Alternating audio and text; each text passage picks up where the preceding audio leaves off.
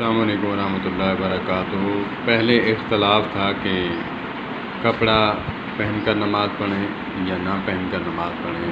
اب مسئلہ اور ہے کہ مولانا عطاء المومن شاہ صاحب نور اللہ مرکزہ، جو کہ عطاء اللہ شاہ بخاری رحمۃ اللہ تعالی علیہ کے بیٹے ہیں، انہوں نے کہا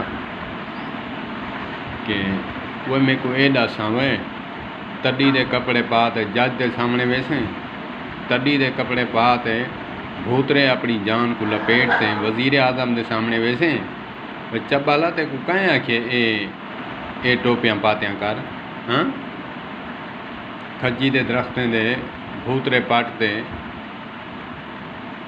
تو انہیں دا مقصد یہ ہے کہ جیڑی چیز دا لباس پاتا ویندے، جس چیز کا لباس پایا جاتا ہے، کپڑا ہے، اس کی ٹوپی ہونی چاہیے۔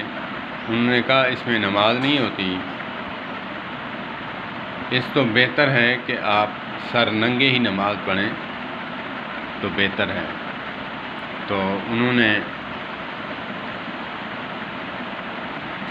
کافی جھاڑا، انہیں کی زبانی بات سننے کو بڑا مزہ آتا ہے۔ انہوں نے کہا کہ یہ ٹوپی نہیں صحیح، کہ جیسے ہی آیا بندہ بس ٹوپی رکھی، پھر جب جوتیوں کی طرف گیا نماز پڑھ کے بھول گیا، وہاں سے پکڑ کے پھینک دی، او جا رہی ہے، یہ تیری جا رہی ہے دستار۔ تو کافی انہوں نے جھاڑا کہ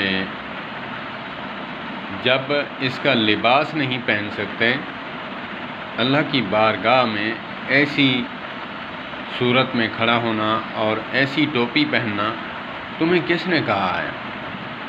اللہ پاک ہمیں دین سمجھنے کی توفیق عطا فرمائے اور علماء سے پوچھ کر سیکھ کر چلنے کی توفیق عطا فرمائے۔ والسلام علیکم۔